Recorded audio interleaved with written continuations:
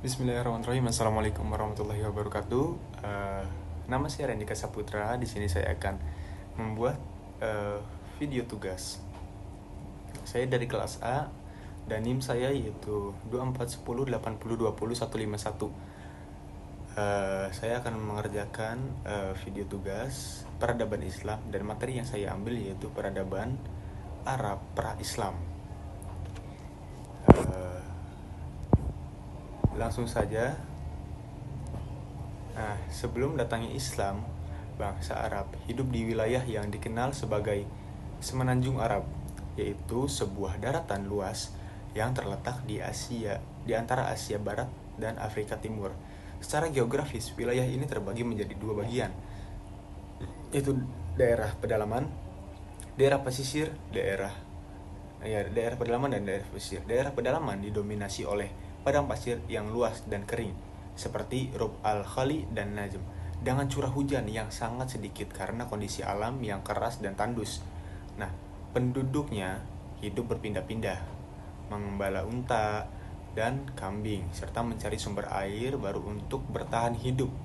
Mereka disebut sebagai al-Badwi atau kaum Badui. Sementara itu, di daerah pesisir seperti Hijaz, Yaman, Hadramaut, Oman, dan Bahrain, tanahnya relatif subur karena lebih sering turun hujan. Penduduk di wilayah ini disebut sebagai al-Badar, yaitu masyarakat yang hidup menetap dan banyak mengembangkan kegiatan perdagangan, pertanian, serta peradaban kota. Bahasa Arab berasal dari ras Samiyah, yaitu ras yang juga menurunkan bangsa Ibrani dan Amariyas. Berdasarkan catatan sejarah, bangsa Arab terbagi menjadi dua rumpun utama. Yang pertama yaitu Arab al-Baidah, yaitu bangsa Arab kuno seperti kaum At-Tasam dan Tasem yang telah punah akibat azab Allah, sebagaimana disebut di Al-Quran, Quran surat Al-Fajr dan Quran surat Hud. Nah, Arab al-Baqiyah yakni bangsa Arab yang masih hidup sampai sekarang, terdiri atas dua keturunan besar, yaitu Qatan dan Adnan. Keturunan Qatan mendiami wilayah selatan seperti Yaman dan dikenal sebagai kerajaan-kerajaan besar seperti Sabah, Himyar, dan Ma'rib. Setelah bendungan Ma'rib hancur, banyak dari mereka bermigrasi ke utara, bahkan ada yang mendirikan kerajaan baru seperti Hirah dan di Irak dan Gasasinah di Syam. Sedangkan keturunan Adnan dikenal sebagai Arab Mutasyaribah, yaitu keturunan Nabi Ismail yang menikah dengan wanita dari suku Jurhum.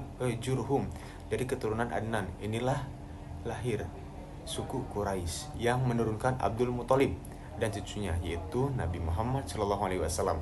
Dari Bani Hashim, bagaimana sih kondisi keagamaan dan kepercayaannya? Nah, secara keagamaannya, masyarakat Arab pra-Islam dikenal sangat beragam dan mengalami kemerosotan spiritual. Awalnya mereka mengikuti ajaran Tauhid Nabi Ibrahim dan Nabi Ismail yang menyembah satu Tuhan, yaitu Allah Subhanahu wa Ta'ala. Namun seiring berjalannya waktu, ajaran Tauhid itu menyimpang dan berubah menjadi politeisme atau penyembah berhala. Nah, tokoh yang pertama kali memperkenalkan berhala ke tanah Arab adalah Amr bin Luhai al-Khuzai, seorang pemimpin suku Khuza'ah. Ia membawa patung dari negeri Syam dan menempatkannya di sekitar Ka'bah. Sejak saat itu, penyembahan berhala menjadi tradisi turun-temurun di kalangan bangsa Arab. Setiap kabilah memiliki berhala terdiri sendiri dan jumlahnya mencapai sekitar 360 patung di sekeliling Ka'bah. Nah, jumlah ini melambangkan jumlah suku di Jazirah Arab. Nah, selain menyembah berhala, sebagian kecil masyarakat Arab juga menganut agama-agama besar lain. Di wilayah Yaman dan Hijaz terdapat komunitas Yahudi yang berasal dari migrasi panca penawaran Babilonia. Di wilayah Najran dan Syam terdapat penganut Kristen yang dipengaruhi oleh Kekaisaran Bizantium. Ada pula yang memeluk agama Majusi atau Zoroaster, pengaruh dari Kekaisaran Persia. Namun pengaruh ajaran Tauhid belum kuat karena tidak adanya wahyu baru selama berabad-abad setelah Nabi Isa. Oleh karena itu, masyarakat Arab hidup dalam sistem kepercayaan yang campur aduk antara monoteisme dan politeisme dan takhayul. Nah, bagaimana sistem politik dan pemerintahan di zamannya Arab pra-Islam? Dalam bidang politik, bangsa Arab tidak memiliki pemerintahan pusat. Mereka hidup dalam sistem kesukuan yang sangat kuat. Ikatan darah menjadi dasar loyalitas dan keamanan. Setiap suku dipimpin oleh seorang syekh, yaitu pemimpin yang bijak, disegani, dan memiliki keberanian serta kekayaan.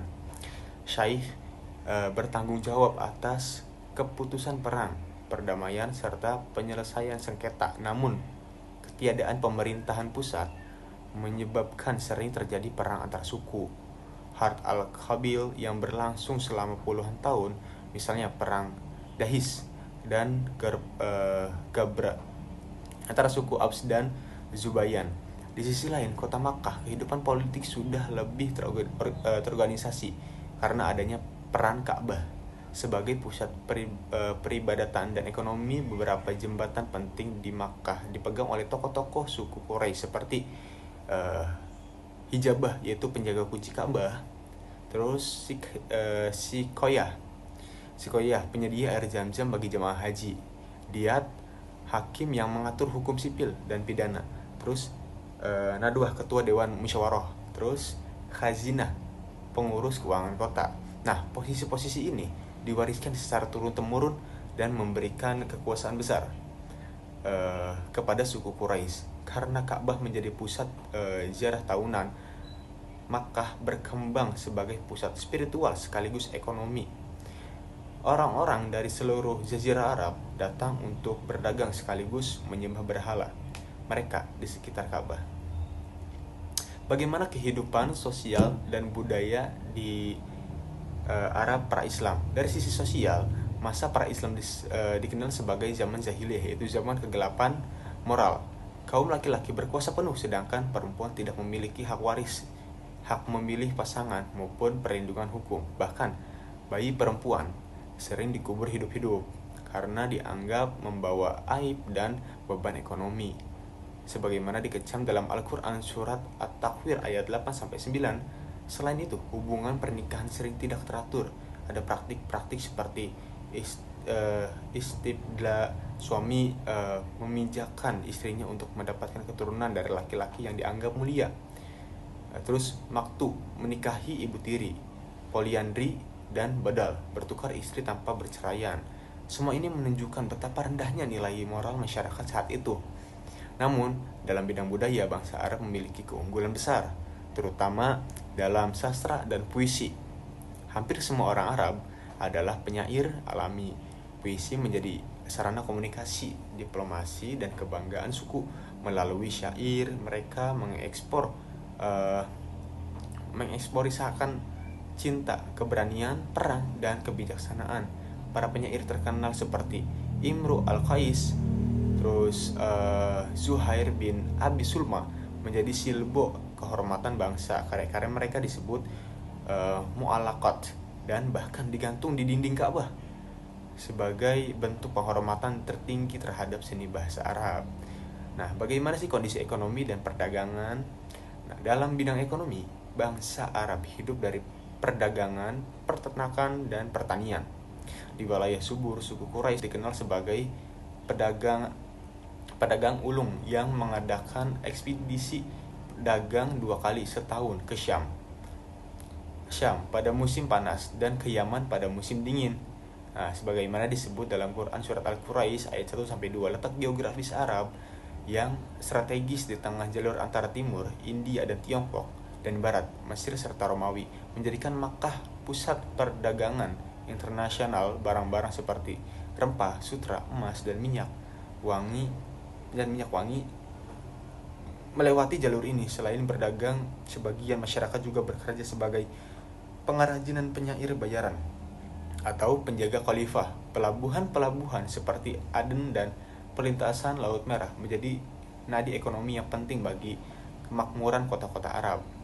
Nah, terus kesimpulannya yaitu masa transisi menuju peradaban Islam. Secara keseluruhan, masyarakat Arab pra-Islam memiliki potensi luar biasa, kemampuan bahasa yang tinggi, semangat berdagang, dan jiwa bebas. Namun mereka juga terjebak dalam sistem sosial yang tidak adil, politik yang terpecah, dan agama yang menyimpang.